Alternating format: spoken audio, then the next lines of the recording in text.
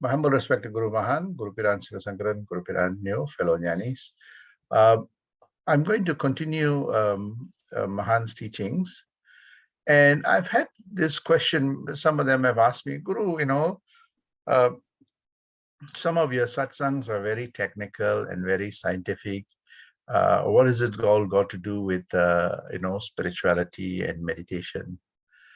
And I remember if you read Mahan's book, the first few chapters, right up to principle, 9 is very, very scientific in his approach.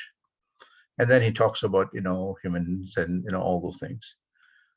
So, and I remember many people did not understand what Swamiji was talking about because he was at a very high level and to some extent, the book is very, very scientific.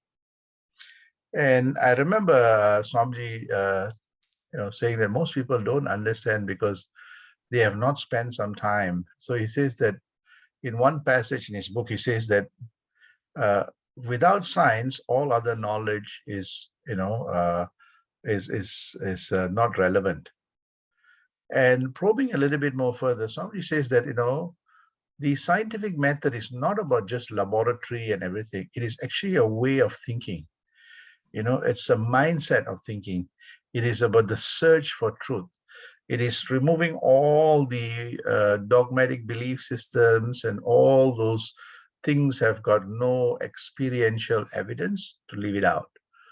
So one has to think about it in very deep, and science actually teaches you the logical way of thinking. And this is what Swamiji told me and many of the youngsters at that time, that he says that study science and study my philosophy, and you will understand the mechanics of meditation, the mechanics of the mind, mechanics of the processes of the mind, and the mechanics of the world.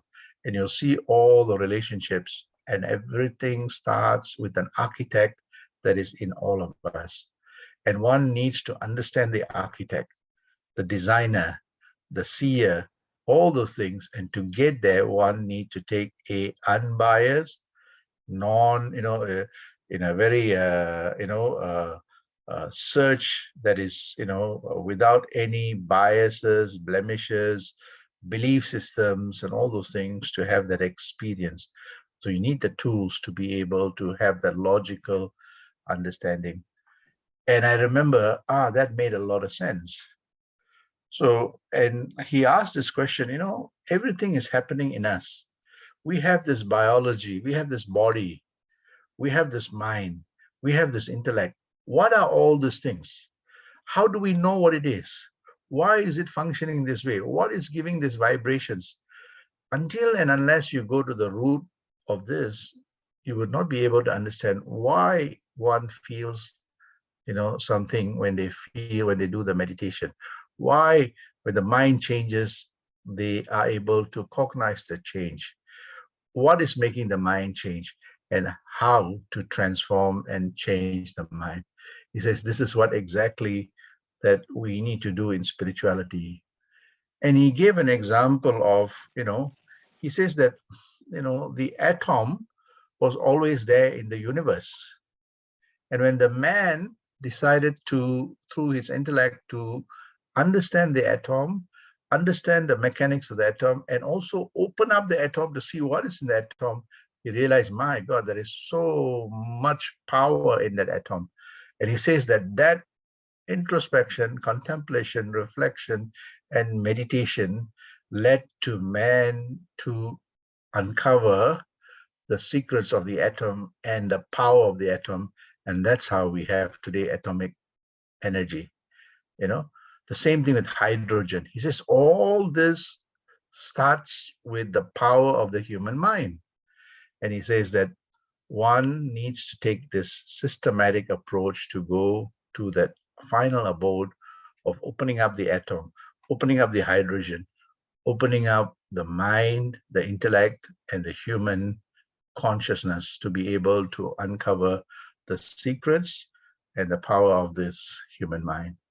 And that is why I'm taking you through this journey, slowly unraveling the biology of us, the physical form, the mental form, and how the physical form impacts the mental form, and how the mental form impacts our intellectual capacity and capability, how that intellectual capacity and capability gives us better understanding of what we are experiencing. And as we understand our experiences, we are able to then cognize this material world and cognize what, who, and why we are the way we are. And this is the steps that I want to take you through. Ultimately, you'll see the whole picture, that everything starts and ends with all of us. So here I want to speak about the atoms, and Swamiji here in the fifth principle brings this atom concept, in the 1940s and the 50s, and he started writing this up. And that is where there was a lot of intensive work that was ongoing on the atom. And it has got an important spiritual, meaning to all of us. So I want to take you through this. So what is an atom that Swamiji defines? And here he says very nicely that he is an atom is himself. So, and when you first read it, really someone may get confused. He is an atom. How can a person be an atom and an atom is himself? Sounds a little bit difficult to understand, and I'll take you through what this reasoning is.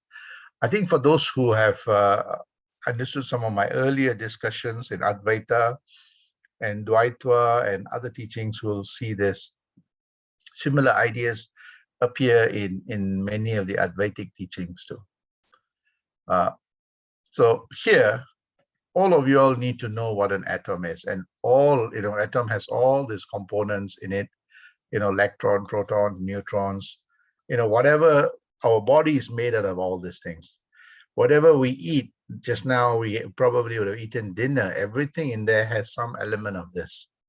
So Swamiji says very clearly, and in science says very clearly, each of such minute atom contains energy, right? Without that energy, the universe would not exist, neither all of us. And that gives us thought, the ability to think, the ability to cognize, the ability to cognize sound and fire. So everything in this universe is centered around this atom that Swamiji speaks about. So we see that we are actually, atom in atom, standing on atom within an atom. So, and this is very nicely stated. So here we have all these things, and I'll come back to one of the great teachings of one of the great saints, similar to Mahan, that makes this reference of this concept of God. So we see that, as we go deeper, we probably would have studied in science, okay, electron, proton, neutron. But as we go deeper and deeper, science today with better instrumentation is able to tell us there are other more subtle vibrations and frequencies that comes in the form of quarks and strings vibration. I spoke about this before. And these are different forms of light, And you see that when the human mind radiates this light, the human intellect radiates this. And as the human mind and intellect becomes more and more subtle, transition from gross to more subtle, you see that it starts releasing, you can see that glow, that tejas, the aura becomes more and more refined. And this is where you see that sometimes the saints have those aura, including Mahan. And it's a manifestation of this different subtle forms of frequency or vibration. All of us have that, and you can see that how calm and serene and quietude your mind is. You can actually sense your own vibrations and your own, subtle force. So here Swamiji talks about this atom, this subtle thing that is beyond our grossness. Above that grossness, we have the body is gross, but as we go deeper and deeper, it becomes more and more subtle and more subtle in terms of the light form. Right. So somebody speaks about this. So the atom has got much more subtle structures. And the mind that doesn't understand this, so I've shown you this, but as you start meditating, you start feeling you're moving from that grossness to a more subtle form of vibration. And you can see that when the mind captures that vibration, the mind transition from the external material, consciousness to the more internal and subtle consciousness. It is no more visual, it's actually an experiential. So we see that happening because the frequency of the mind shifts gears. And here, again, Swamiji speaks about the atoms in the universe are the same that make up our body. Everything that I spoke about, the sun, I mentioned we are solar beings. Everything, every day we breathe, the molecules and the atoms and the oxygens and every breath that we take, we are taking the entire universe within ourselves to build our body. So our body is universal in itself, right? So I always keep saying universal mind. But universal mind will understand that everything that we are breathing is from the universe, and the universe is part and parcel of us. And as we breathe out, we also are releasing back from us the universe. So we see that a beautiful, dynamics between the internal cosmos and the external cosmos. And here you see that what we see in our own solar system, we see that in all the atoms, including our own body. So here, that is why Swamiji said he is an atom and atom is himself. A part of the universe is in us. We breathe it every breath. We are taking the entire universe in. Every breath we release, when we release, we're releasing it back to the universe. So the universe is part and parcel of the confluence that is within us, external. So the internal and external cosmos are a confluence of that one cosmos. So we see this happening, and this is why when we sit down and meditate, we take a deep breath. We allow that full power and molecules of the universe that is percolating out there to come within us and give us that beautiful universal, consciousness that cleanses all that material toxin from us as we take the deep breath and breathe out the toxins. And as we do that regularly, we have a sense of calmness, peacefulness, quietitudeness.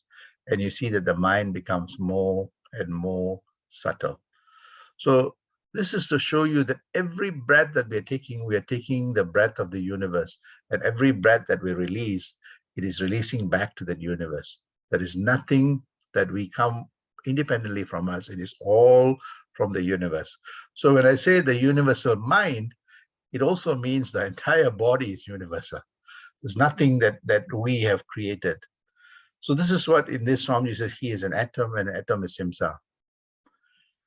So here again, he gives this description, beautiful description. I'll show you visually this description. He says that, from this primordial single atom, that atom was primordial one, this oneness, and it became multiplicity. It is no more one, it is multiplicity, and the oneness is in everything, right? Spreading like fire. So it started off with one, and the oneness percolated in everything. So you don't see it as one, it becomes universal. So from an individual to a universal, individuality to the universality. And this is what we see, that continuous cycle that is happening. So he speaks about how, it spreads as fire, thought, formless form that we covered, and space, ethereal sphere. And I'll speak about this in the next satsang on this ethereal sphere. It's of the atoms too. This is space, how to define what space is, right? And if we understand space, we will understand what a spatial mind is. So I'll come back to that in the next satsang. So here Swamiji speaks about this, how this primordial atom, with this, infiniteness became that multi-universal dimension. Again, he gives this example of the abatement of speed of atoms in ether. That means how does, the atoms travel in ether, space. And I have to speak about space, how space itself is expanding, and we see things expanding. And he talks about everything. Water is a combination of atom, earth, air, fire, everything is a combination of atom. So you see that everything in this universe is made out of this atom, and within this atom there is this light. Scientists call it quarks and strings. There's a great saint that said something. His name is Tirumular. Somebody asked him, what is God? He says in Tamil, Anuvul Amainda Peroliye. What he says is God is, Anu means the most minutest things here, atoms. It is the light within the most minutest things in this universe called atom.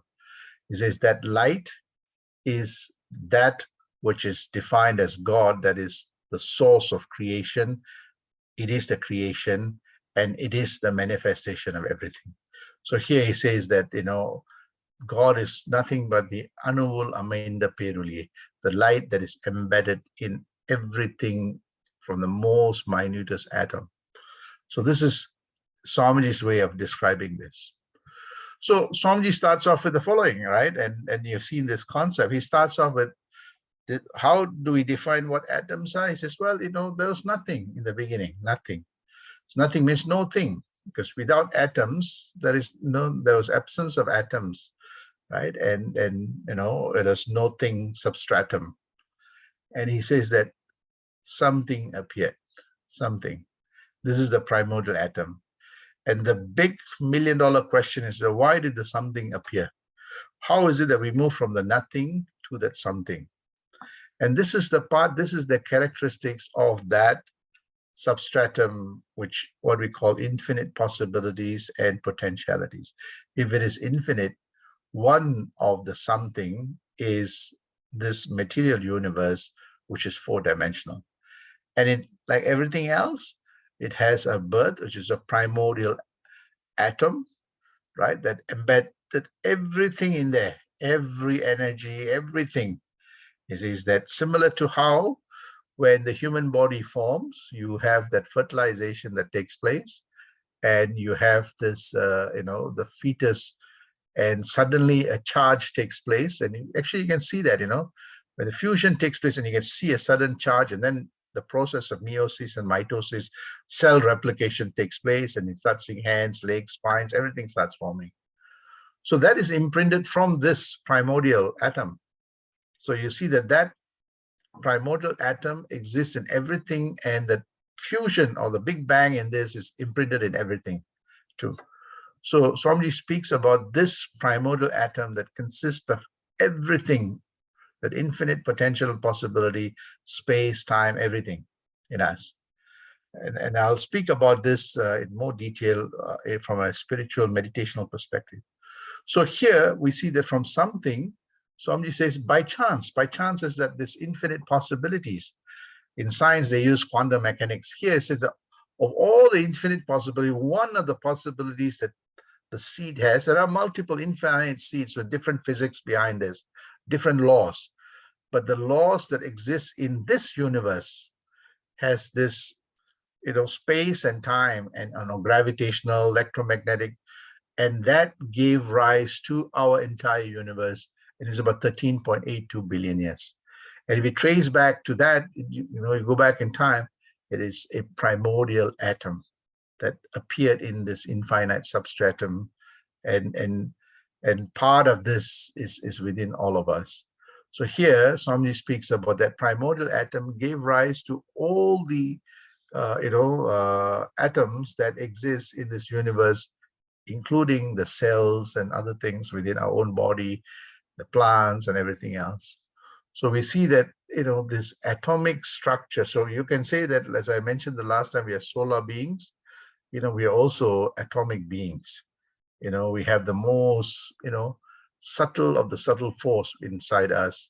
The light that emanates within us, the sound, that the resonance that emanates in us, all comes from this primordial atom.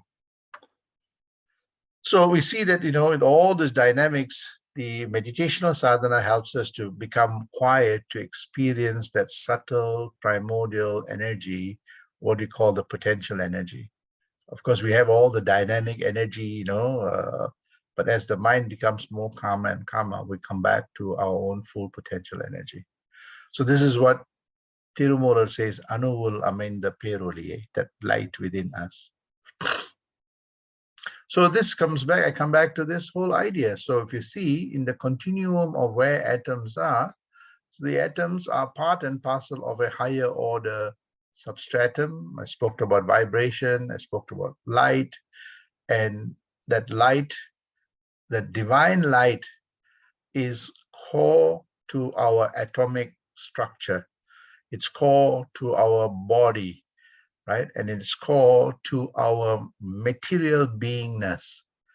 And this is why we say that this divine light is core to our body. Hence, the body should be treated like a temple.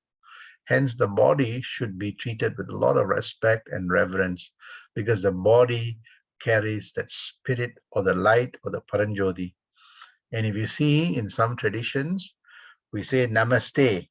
We put our hands together whenever we see people, is that we see that we have salutation and we bow to that spirit in you that is also in me, and that same spirit is what has curated and nurtured and developed this physical form.